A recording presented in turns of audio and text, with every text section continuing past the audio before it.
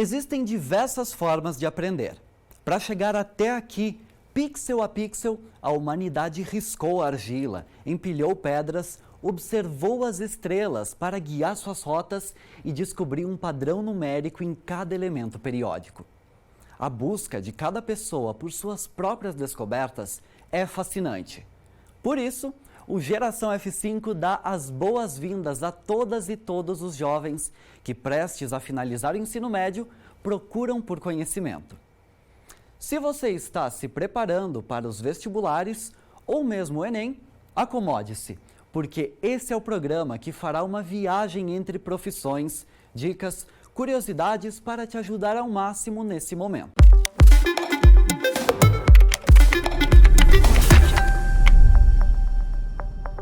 Eu começo te perguntando, e aquelas equações gigantes, hein? Você vai usar elas para quê? É isso que você confere agora.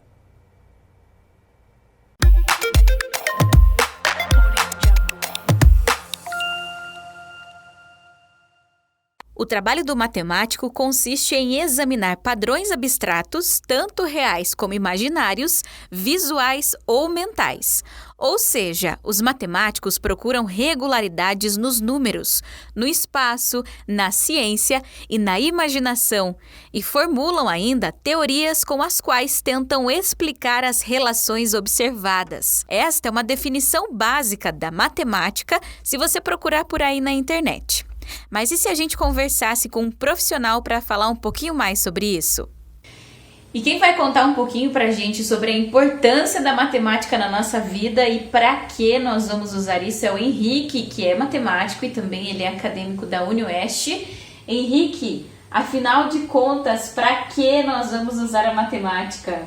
Então, quando a gente pensa em matemática, historicamente, pelo menos, o avanço da sociedade, o avanço da matemática ocorrem concomitantemente, ocorrem juntos, né? Então, percebe-se uma necessidade social da matemática.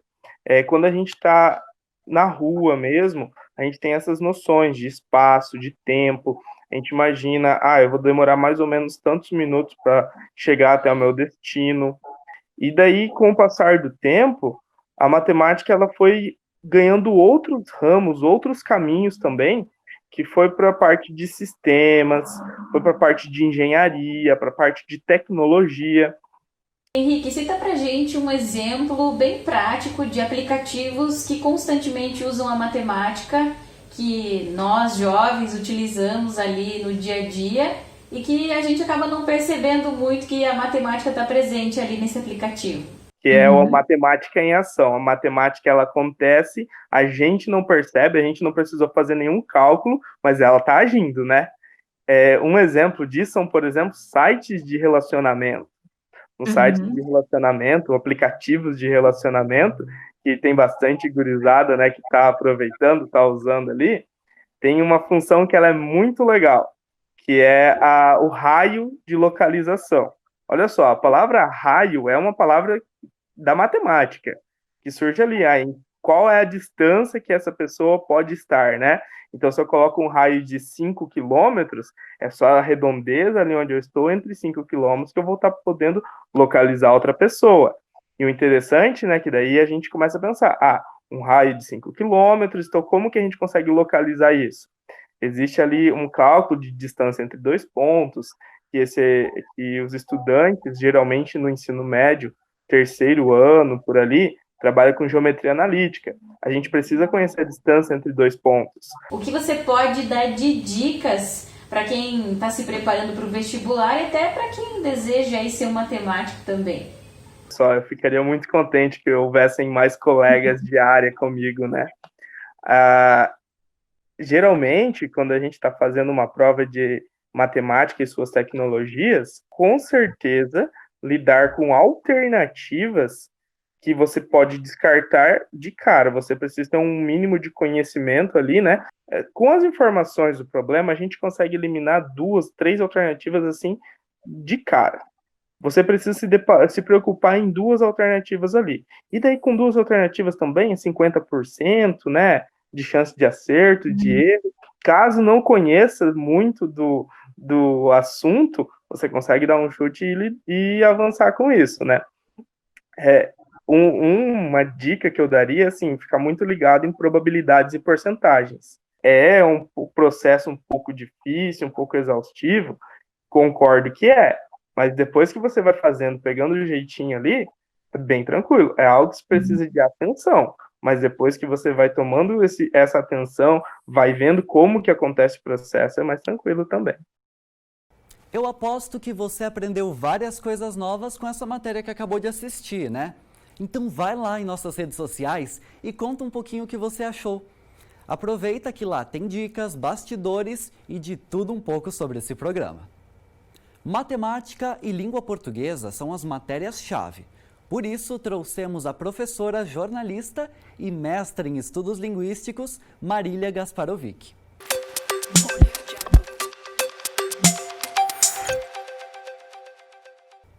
Ela vai nos ajudar a entender aqueles pontos da língua portuguesa em que todo mundo acaba tropeçando uma hora ou outra. Tudo bem, Marília? Oi, Pedro. Oi para todo mundo. É um prazer estar aqui. Muito obrigada pelo convite. Professora, a gente sabe que tanto no Enem quanto nos vestibulares, uma das principais dúvidas é com relação à interpretação das questões. Que dica você daria para os alunos sobre isso?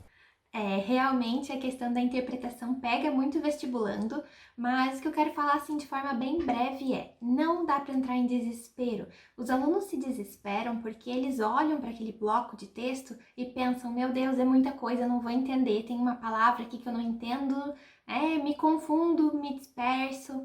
Então a questão vá por partes, leia o começo, entenda o que aquele começo está querendo dizer, depois vincule ao resto do texto. Não adianta olhar para o texto inteiro e já querer entender de cara tudo. E também não dá para se prender a todas as palavras. Com certeza vai ter um ou outro termo que você não vai entender, não vai saber o conceito, mas ignora, tenta entender a ideia geral, tenta focar, não se distrair. Então vai indo linha por linha, trecho por trecho e tentando entender realmente o que aquela questão está querendo dizer. Até porque muitos textos estão ali mais para um complemento. Então, se você dá conta de responder sem focar tanto no texto, pode ser até um ponto positivo para você. Não deixe de ler nunca, porque pode ter uma informação ali meio escondida, mas foca na ideia geral e não nos pequenos detalhes. Tem razão, professora, são ótimas dicas, porque todo aluno precisa dominar isso, né? Aliás, por que separado, por que junto, por que sem acento? Marília, por favor, ajuda a gente nisso.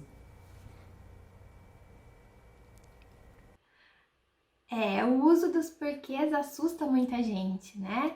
E eu já expliquei várias vezes, assim, para várias pessoas, e ainda existe a confusão porque todo mundo pensa que são 4 porquês, 4 palavras exatamente iguais. Mas vamos tentar substituir essas 4 palavras por números. Então a gente tem o 1, o 2, o 3 e o 4. Cada um desses números é uma etiqueta e pode ser substituída por uma outra expressão. Então, por exemplo, o número 1, que seria o porquê junto, sem acento, equivale a pois. Então, o 1 igual a pois. Aí, a gente vai pensar no número 2, a etiqueta número 2, que é o porquê junto com acento. Esse porquê junto com acento significa motivo. Então, eu sempre vou poder substituí-lo por motivo. Por exemplo, eu não sei o porquê, eu não sei o motivo. Aí, eu vou pensar no porquê número 3, que é o separado sem acento. Então, o porquê separado sem acento igual ao número 3, e eu sempre vou pensar que são 2 palavras. Então, eu vou usar o por, vou manter o por ali, e vou pensar assim, por qual palavrinha do lado? Então, por qual razão? Por qual motivo? São 2 coisas. Então, essa já seria a questão de pensar que ele sempre vai estar numa pergunta, seja uma pergunta direta ou uma pergunta indireta. Por exemplo, eu não sei por separado que, eu não sei por qual motivo. E o número 4 seria o porquê separado com acento, que é até o mais fácil de todos, porque além de ser numa pergunta, obrigatoriamente ele tem que estar coladinho num ponto de interrogação, num ponto final, enfim, algum sinal de pontuação. Então, quando eu falo assim, por quê? Só um porquê, uma pergunta solta, vai ser o separado com acento, que é o número 4. Então, em vez de ficar pensando que são 4 porquês, foca em dar outros nomes para eles, né? Para a gente tentar entender de uma outra visão. Porque se você for substituir, Um você substitui por motivo, outro você substitui por pois. Não tem como usar no mesmo contexto, na verdade? E também um macetezinho bem legal de pensar é que esses 4 porquês, eles equivalem também em outras línguas. Então, se você pensar em inglês no why e no because, você consegue adaptar. Então, o why é para pergunta, assim como no português, os porquês separados são para pergunta. E o because, que é o de resposta, vai ser quase sempre o nosso porquê junto, sem acento. Então, o que na verdade não é muito difícil, a gente só precisa descobrir qual dos macetes, qual das formas de pensar nesse uso dos porquês se adapta melhor à nossa memória. Então é muito mais simples do que a gente imagina. Ou tenta trocar o nome, colocar outras etiquetinhas em vez de pensar que são 4 porquês, que daria para escrever sempre da mesma forma, ou tentar pensar com uma analogia a alguma outra língua. Enfim, tem várias formas, mas o que eu digo é, não é difícil quanto parece, é só pensar nos sinônimos deles, né? Que aí vai ficar bem mais fácil. Excelente, professora. E que dica você daria para aqueles alunos que não se sentem tão confiantes na hora de sentar e escrever a redação, hein? Uma dica final de redação? Vamos pensar que a redação é uma obra de arte da nossa vida. Então, essa redação não é simplesmente um texto qualquer que a gente escreve ali. Não, a gente tem que colocar uma emoção e uma lógica nesse texto. Então, tenta dividir realmente em 4 parágrafos, tenta pensar que todos eles precisam estar interligados, que precisa ter algo que não vai ser só o que todo mundo diz. Então, além de você pensar no seu texto, pensa também no seu concorrente. Então, se essa pessoa vai falar tal coisa, eu vou falar de um jeito diferente. Se todo mundo diz tal coisa, eu vou falar outra coisa. Então, porque sempre a nota vai ser um comparativo, não é só o nosso, né? Então, tenta ser o diferente, o especial, tenta usar uma linguagem ainda melhor do que aquela que você está habituado a ver nos textos de outras pessoas que escrevem perto de você, dos seus colegas. Tente usar toda a sua criatividade e, claro, né, caprichar na escrita, na língua portuguesa, porque não dá para perder ponto nesses detalhezinhos. Muito obrigado pela participação, eu agradeço demais. Eu agradeço muito pelo convite, espero que possa ter contribuído e a gente se vê provavelmente numa próxima dica.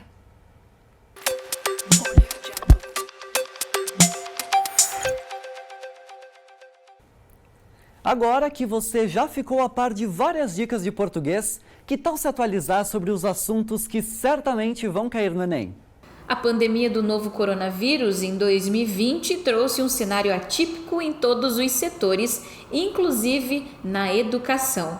Os estudantes do ensino médio tiveram preocupações em relação aos vestibulares de 2020, inclusive o Enem, que foi adiado pelo MEC para 2021.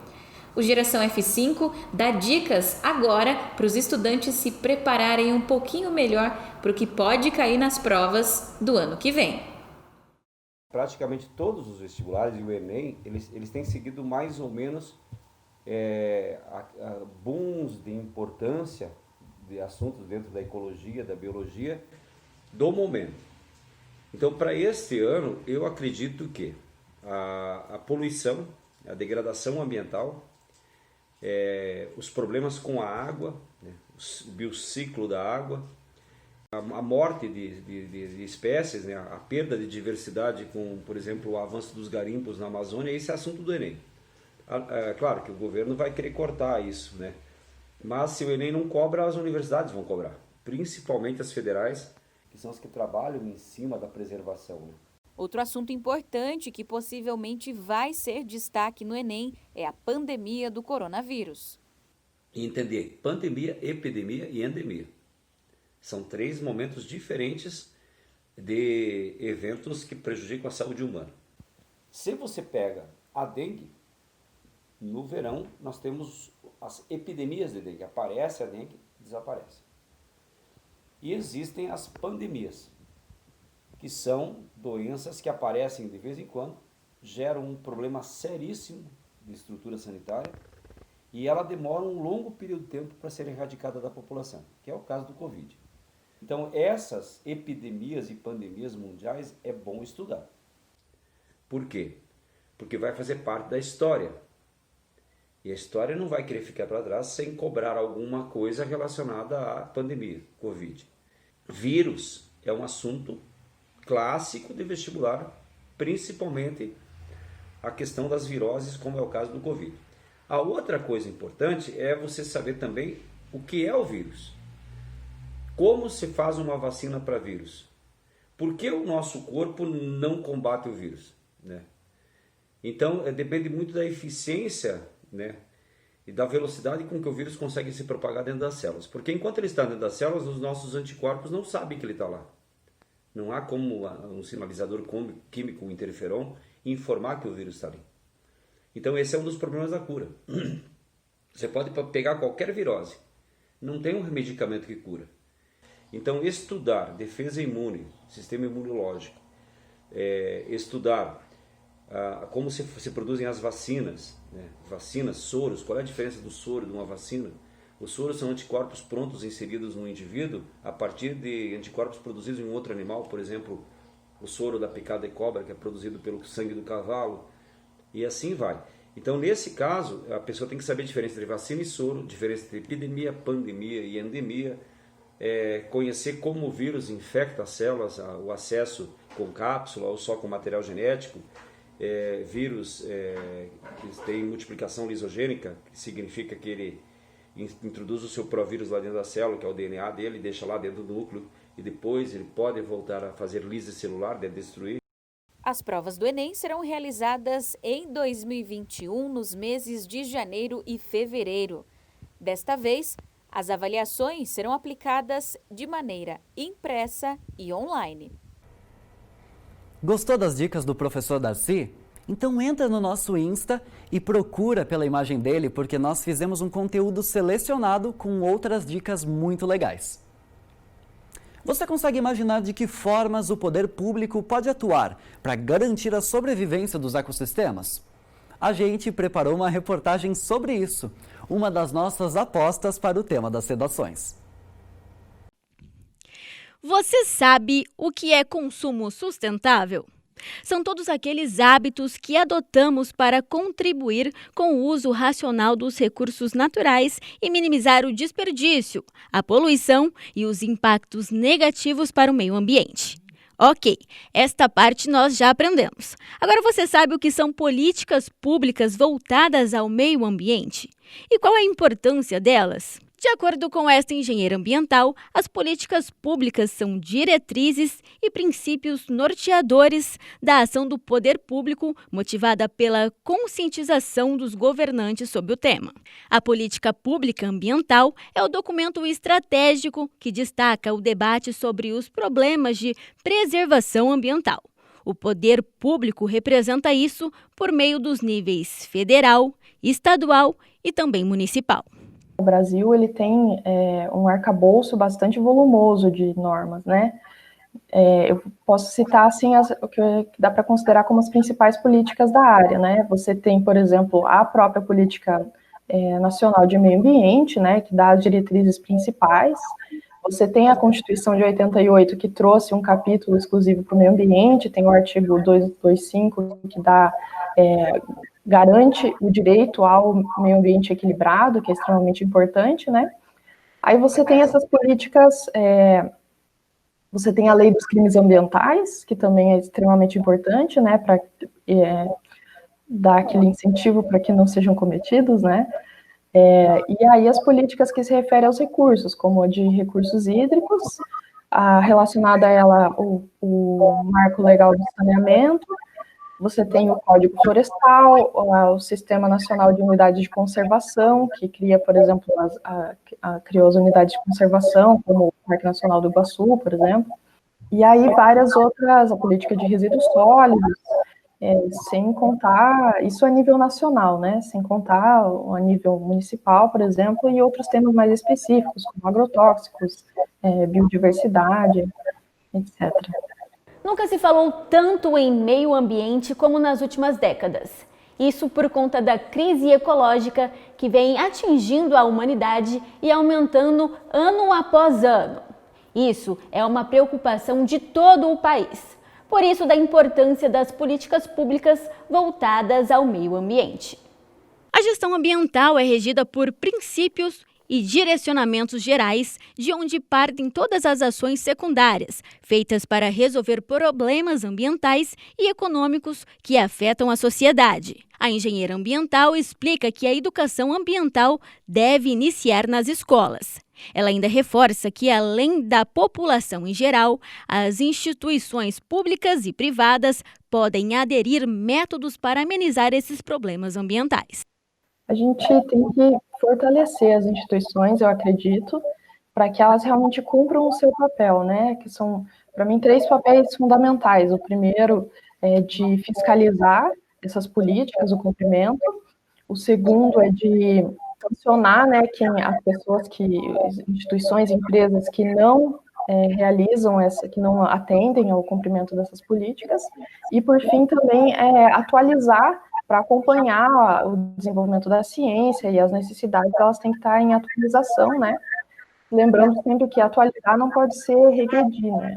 Tem que sempre caminhar na direção de políticas melhores para o meio ambiente. Né? Sabemos, então, que para que a educação ambiental se torne um hábito, tanto para as crianças quanto para os adultos, empresas e instituições, é necessário que cada um saiba a importância do meio ambiente, o que podemos fazer para cuidar dele e quais são as ações do nosso dia a dia que pode ser prejudicial, causando grandes problemas ambientais.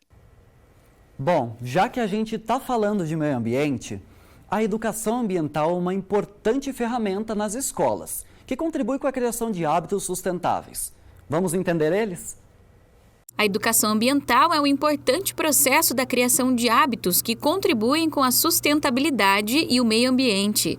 A engenheira ambiental Bruna Saara explica os processos educacionais. A educação ambiental, o principal foco dela, a gente precisa entender que ela é um processo contínuo, né? Então, o objetivo da educação ambiental é você incentivar e você promover a educação ambiental de forma coletiva. Então, você envolver todas as crianças nas fases iniciais, em todas as fases, na verdade, né, do processo educativo, para que ela seja um disseminador, né, de informação. E quando a gente pensa em educação ambiental, primeiramente a gente tem que pensar em quê? Mudança de hábito, né? Que é o fator aí principal que a gente precisa colocar como destaque, justamente para que a gente possa levar os conhecimentos de educação ambiental de todas as pessoas envolvidas, não somente no âmbito escolar, mas também para a parte de gestão empresarial, né, que é extremamente importante, a parte de redução de riscos ambientais e também de custos, né, que envolvem você fazer um sistema de gestão ambiental voltado com a educação e conscientização de todos os envolvidos. Então o foco é esse mesmo. E não é só o descarte de resíduos corretos que fazem parte da educação ambiental. Existem outros hábitos que também podem ser incluídos. Evitar o desperdício de água, de energia, né? Todos esses fatores, a própria contaminação do solo também, através de descarte incorreto de óleo, um exemplo, né? Então, todas essas práticas ambientais que a gente coloca realmente, né, em ação no nosso dia a dia, é que elas vão ser efetivas. São pequenas, mas que levam um exemplo por trás disso e quem está vendo começa, né, a praticar também. Então, vai envolvendo todo mundo de forma coletiva. Legal, né? Matemáticos, biólogos, engenheiros ambientais, jornalistas e linguistas. Tem mais alguma profissão que você queria ver aqui? Eu vou fazer uma aposta. Que tal algo voltado à engenharia? Bora ver como é a rotina de um engenheiro mecânico?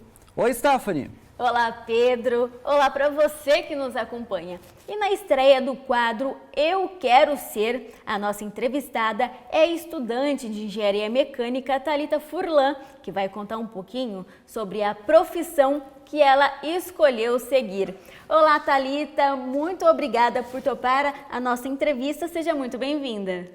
Olá, Stephanie, eu que agradeço pelo convite e parabenizo vocês por estar falando sobre esse assunto que é tão importante para os alunos do ensino médio que estão escolhendo sua profissão. E você vai desvendar todos os mistérios daqui a pouquinho pra gente. Mas antes disso, a gente vai conferir um vídeo que a Thalita mandou mostrando um pouquinho do dia a dia dela na profissão. Olá, meu nome é Thalita, eu faço engenharia mecânica na FAG. Eu já estou no último período e hoje eu vou mostrar um pouquinho para vocês como é o trabalho de ser projetista mecânica.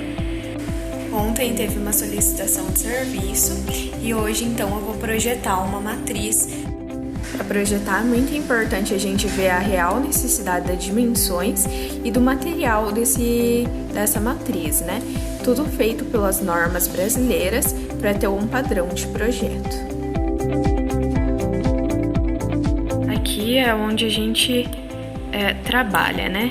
Aqui é o software 3D, que seria a base, altura e largura, né? A gente consegue desenhar em 3 dimensões. Aqui a gente consegue fazer esboço, extrudar, cortar, enfim, N possibilidades. A entrega do fornecedor dessas peças e após todas essas peças estarem disponíveis, então é feita a montagem da mesma para o cliente com um montador especializado nisso. É ideal que na hora da montagem o projetista esteja também junto, para estar avaliando se realmente tudo que foi projetado está no seu devido lugar e com as suas devidas medidas que foram dimensionadas. Essa peça é realmente só uma parte de todo o sistema que foi solicitado. Porém, algumas peças são mais simples que ela e não precisam ser feitas por empresas terceirizadas, não precisa de tratamento térmico. Então elas são feitas aqui mesmo, no torno mecânico, utilizando também solda ou fresamento. Então, agora a gente vai entrar em contato com o fornecedor. É sempre a gente dar uma olhadinha nas opções de materiais que ele tem para ver se adequa à minha matriz, né? E também, essa matriz será necessário um nitritamento. Nitritamento é um tratamento térmico feito com nitrogênio. O nitrogênio vai deixar que essa superfície da peça fique mais dura e mais resistente aos esforços que ela vai sofrer. Aqui, então, é onde algum dos processos, algum dos projetos são fabricados, né? Aquela peça ali da outra foto, que é um eixo, né? Com rosca, então ela consegue ser feita aqui no torno universal.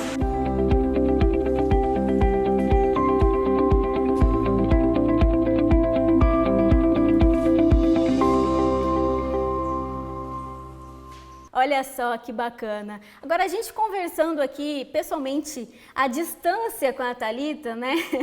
Thalita, o que te fez escolher a engenharia mecânica? Era um gosto que eu tinha desde criança, na verdade, eu gostava muito de aviões, toda essa parte da aeroespacial, né? Porém, o que tinha mais próximo de mim, em Cascavel, era engenharia mecânica. Como minha família também já estava dentro desse ramo, mais para o lado do automotivo, né? Então, eu escolhi fazer engenharia mecânica. E o que mais te encanta, assim, nessa profissão? A aeronáutica, assim, a parte da aeronáutica sempre me encantou muito desde criança e continuo com esse gosto até hoje. E a gente tem que lembrar sempre, né, que engenharia mecânica, quando a gente pensa em carros e indústrias. Porém, existem muitas outras especializações que a gente pode estar fazendo depois do bacharelado, né, como manutenção, refrigeração. São muitas áreas mesmo. O curso é muito abrangente. E para quem está nos acompanhando agora, para esses alunos que estão no ensino médio pensando em fazer engenharia mecânica, qual a dica que você deixa, qual é a recomendação que você deixa para esses jovens? Bom, primeiramente, eu acho que é bom ele estar se integrando mais nesse meio, buscar talvez um cursinho técnico que ajuda demais na faculdade e estudar. Excelente dica, Thalita. Muito obrigada pela sua participação, pela entrevista e até a próxima. Muito sucesso para você, viu? Obrigada. E esse foi um bate-papo com a estudante de Engenharia Mecânica, Thalita Furlan. No próximo quadro, a gente volta com muito mais novidades. Pedro, é com você. E o legal dessa profissão é que você consegue atuar em várias áreas, né? Depois de passarmos por todos esses assuntos, eu aposto que você vai terminar esse programa com vários conteúdos fresquinhos na cabeça. Esse é o nosso objetivo. Lembrando que tem mais dicas nas nossas redes sociais, Instagram, Twitter e YouTube. Obrigado por nos acompanhar até aqui e até a próxima!